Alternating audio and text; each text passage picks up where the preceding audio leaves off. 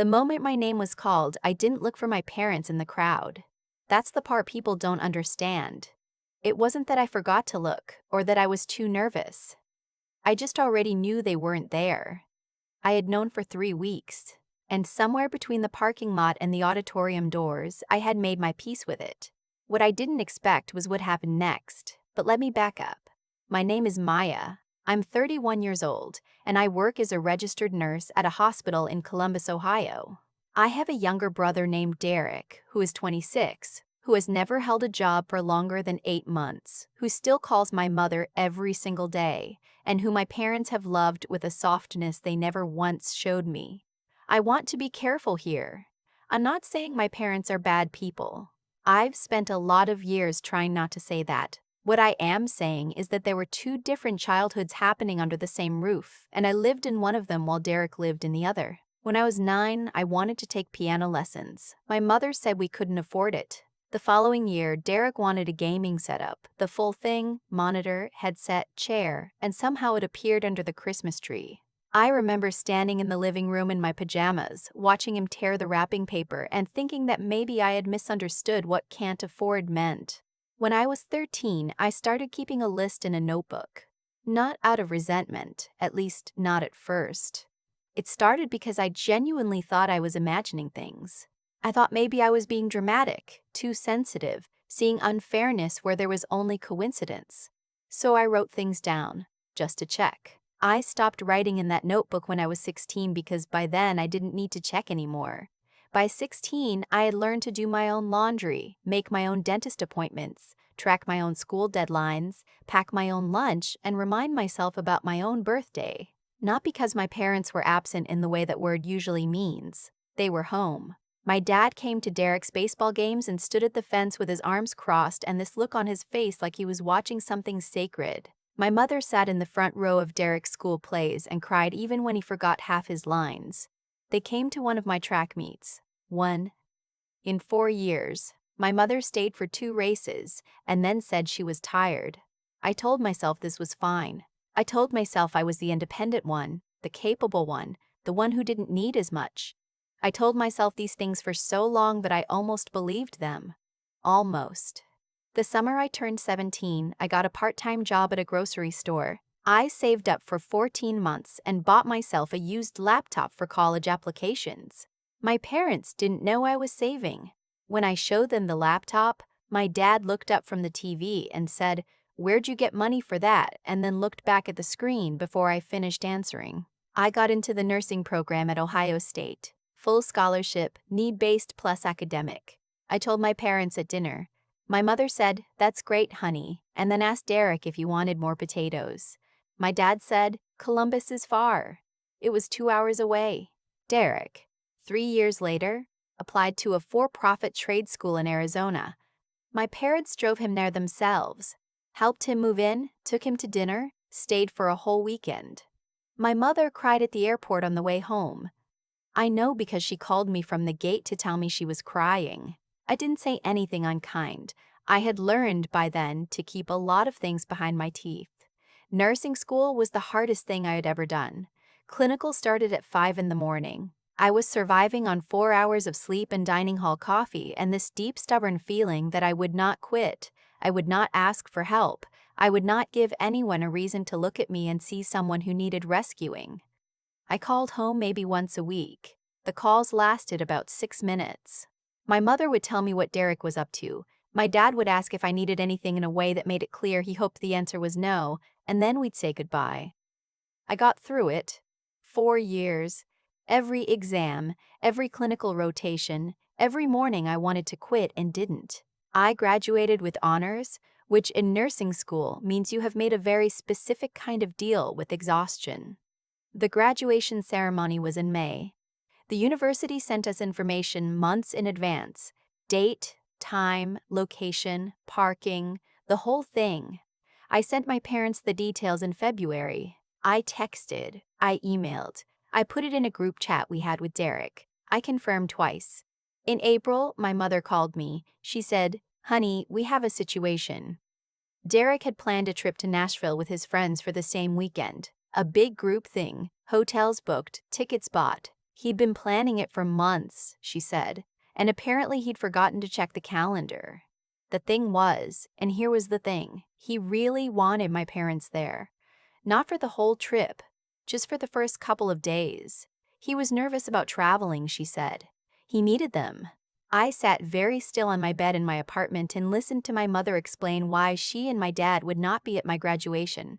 Derek was 24 years old. He was nervous about a trip to Nashville with his friends. I said, okay.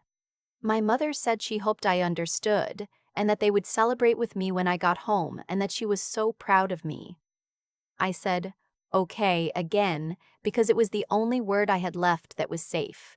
I hung up and sat there for a while, and then I did something I had not done since I was maybe 15 years old. I cried. Not the frustrated kind, not the angry kind. The deep kind. The kind that comes up from somewhere you don't usually let yourself go. The kind where you're not even sure what exactly you're crying about because it's everything. It's all of it at once. It's every baseball game and every dinner and every "that's great, honey" stacked up in a pile so tall you can't see the top. I cried for about 20 minutes. Then I washed my face. Then I called my best friend Renee. Renee and I met on the first day of nursing school orientation. She was the only other person who'd shown up 15 minutes early, and we'd both been standing outside the locked auditorium doors pretending we weren't anxious. We've been close ever since. Her parents, Jim and Carol, live in Cincinnati, about an hour and a half from Columbus. They are the kind of people who send cards for no reason, who remember small things you mentioned months ago, who make you feel, without trying, like you matter. I told Renee what happened. I told her the whole thing, not just the Nashville part, but all of it. Things I hadn't said out loud in years. She listened without interrupting, which is one of the things I love about her. When I finished, she said, "My parents are coming to your graduation." I said, "Renee." She said, "I'm not asking, I'm telling. They already love you. They will be so happy. Do not argue with me about this." I argued with her about it for about 3 more minutes and then I stopped, because the truth was I wanted them there. I wanted someone there. And Jim and Carol had always treated me like I was part of the family in this quiet, natural way that never felt forced. Carol remembered that I didn't like cilantro. Jim always asked about my patients in a way that made it clear he'd actually retained what I told him before. They were good people who showed up for people they cared about, and I was, apparently, one of those people. They drove up the morning of the ceremony. Carol brought a card. Jim brought a camera that probably cost more than my first stethoscope. They were in their seats an hour early. The ceremony was at the Schottenstein Center, which holds thousands of people, which means walking across that stage feels both enormous and weirdly personal, because for a second it's just you and your name in the air and all those seats. When they called my name, I walked across that stage with my back straight and my hands steady, and I shook the dean's hand and accepted my diploma. And I looked out at the crowd, at all those rows of faces, and I found Jim and Carol immediately because Jim was standing up. Actually standing, in the middle of the ceremony, and Carol had both hands over her mouth and there were tears on her face.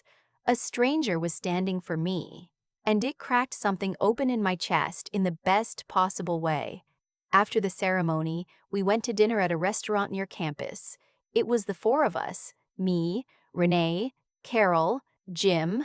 Jim made a toast with his water glass and said, "To Maya, who is going to be the kind of nurse who changes people's lives. We are so proud of you." Carol cried again. Renee cried. I told myself I wasn't going to cry at dinner, and I made it to about halfway through the toast. Here's what I did not know was happening while I was at that dinner. About 4 months before graduation, I had applied for a fellowship through a healthcare nonprofit based in Chicago. It's a competitive program. They fund nurses who show exceptional commitment to underserved communities, and in exchange you do a 2-year placement at a partner hospital and receive a stipend, a full loan repayment package, and mentorship. I'd applied on a long shot. I honestly thought I wouldn't get it. I got it. The announcement was made at a virtual event, a live-stream celebration the nonprofit hosted every year to announce the fellowship cohort and honor a few community advocates. The organizations and hospitals involved broadcast it to their networks. My hospital was a partner. My nurse manager knew I'd applied. She had told me casually that the event was that week. I had completely forgotten, in the chaos of graduation, that the stream was happening the same day. Somewhere in the middle of my dinner, on a screen that several thousand people were watching, including, I found out later, a lot of people who worked with my parents, people from their church, neighbors, my name came up. They announced the fellowship recipients. They read a short bio for each one.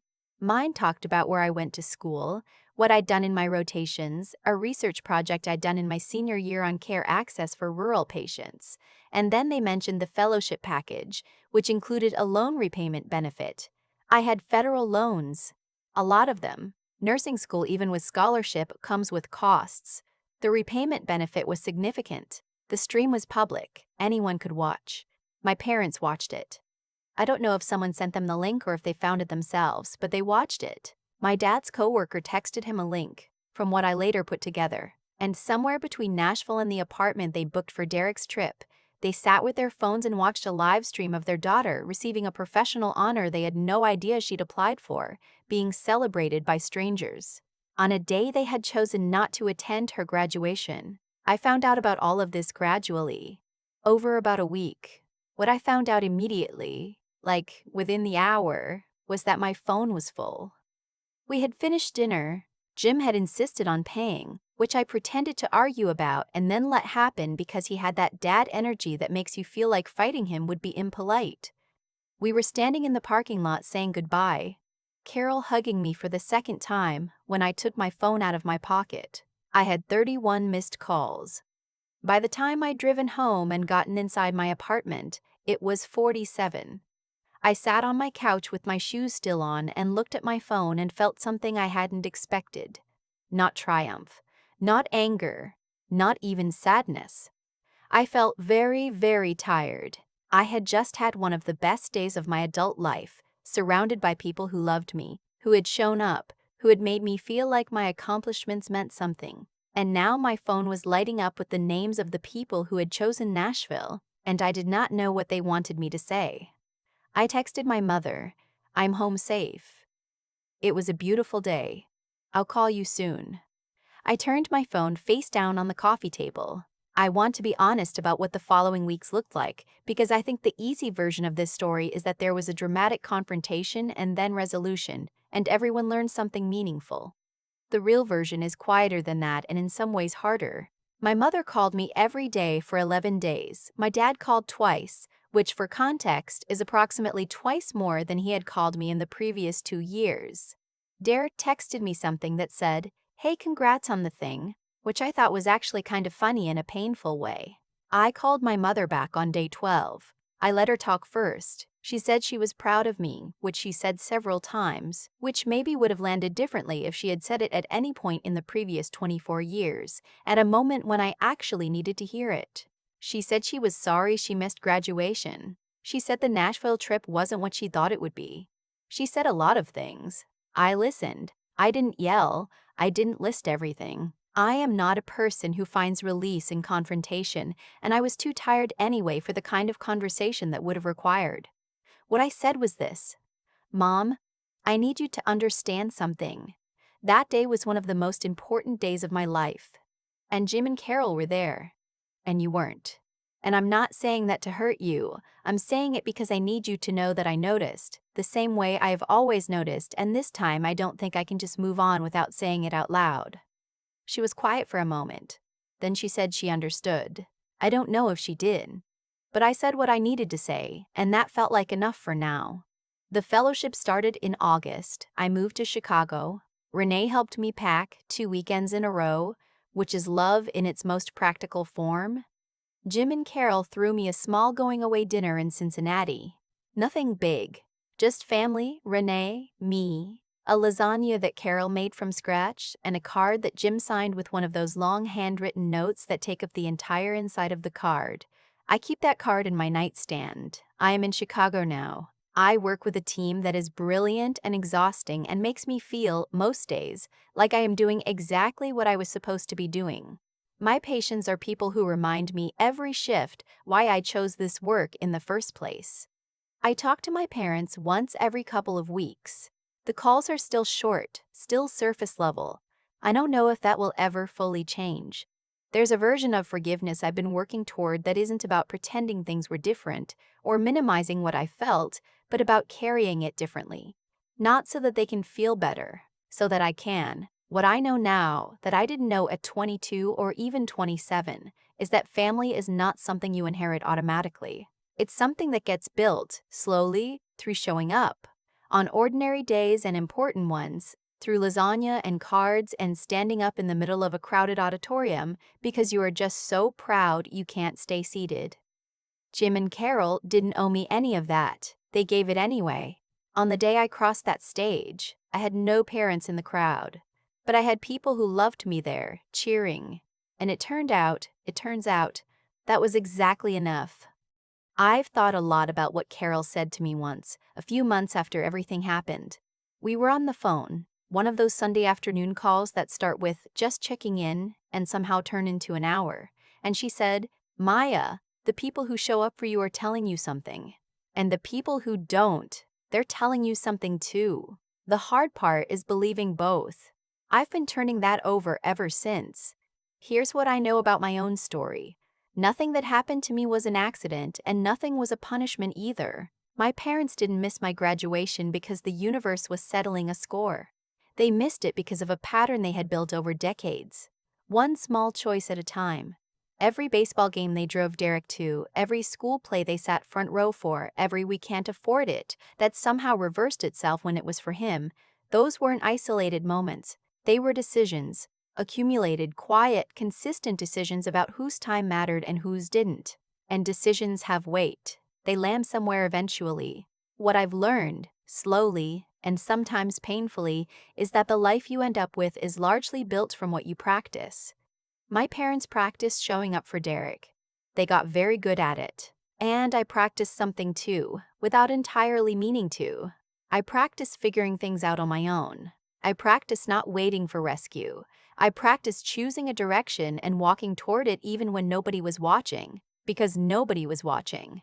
That practice, as much as it hurt to acquire, made me into someone who could survive nursing school on 4 hours of sleep and dining hall coffee and sheer stubbornness. It made me into someone who could walk across a stage alone and not fall apart. I don't think suffering is a gift. I want to be clear about that. The years of feeling invisible were not secretly good for me in some tidy way. But what I did with them, that part was mine to decide.